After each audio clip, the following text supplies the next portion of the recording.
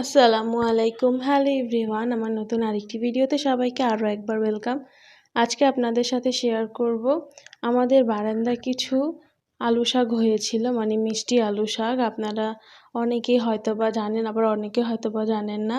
তো শাকগুলো মোটামুটি ভালোই বড় হয়ে গিয়েছিল, আর ডালপালা অনেকটা ছাড়ছিল। হঠাৎ করে খেয়াল করলাম পাতা হলুদ হয়ে যাচ্ছে। তো এই জন্য আম্মু বলল কি যে এক কাজ করো, সবগুলো পাতা ছিঁড়ে নিয়ে আসো, আজকে গুঁড়া মাছ দিয়ে আলু শাক দিয়ে রান্না করে দিব।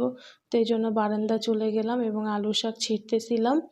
তো কিছু কিছু পাতা দেখবেন একটু ফেটে ফেটে গেছে, একটু ছিঁড়ে গেছে। এটা কিন্তু এই যে মাঝখানে একবার শিলাবৃষ্টি হয়েছিল না রাতের বেলা, সেই শিলাবৃষ্টি শিল পড়ে পাতাগুলো এরকম অবস্থা হয়ে গেছে। তো এখন আমি সবগুলো পাতা ছিঁড়ে নিয়ে গিয়েছিলাম, একটা অঘটনও ঘটে গেছে। আমাকে দেখে আমার মেয়েও পাতা জোরে টান দিতে যেয়ে গাছটাকে উঠায় ফেলছিল, পরে আবার দ্রুত করে আম্মু আবার সেটাকে ঠিক করে দিয়েছিল। তো এই তো আমরা সবগুলো শাক তুলে ফেললাম। একটু একটু করে আর একটা ডাল নিচের দিকে চলে গেছিলো, সেইটাকেও আবার হাত দিয়ে উপর দিকে এনে তারপরে আবার নিয়েছিলাম। তো মোটামুটি প্রায় 1.25 জালির মতন হয়েছিল, ভালোই হয়েছিল শাক। টোটাল এখানে আলু গাছ ছিল 4টা না 5টার মতন।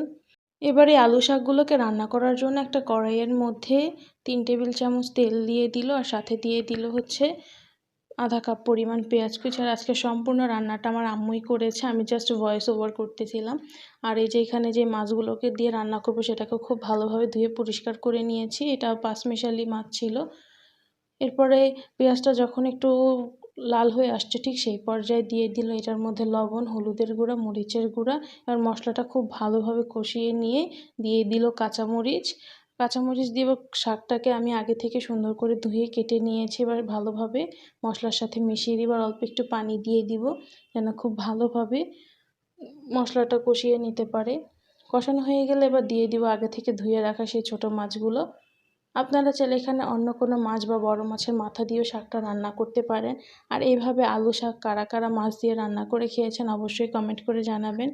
আমাদের রান্না প্রায় কমপ্লিট হয়ে গিয়েছে, নামানোর আগে দিয়ে দিব এটার মধ্যে ধনিয়া পাতা না চাইলে না দিলেও হয়।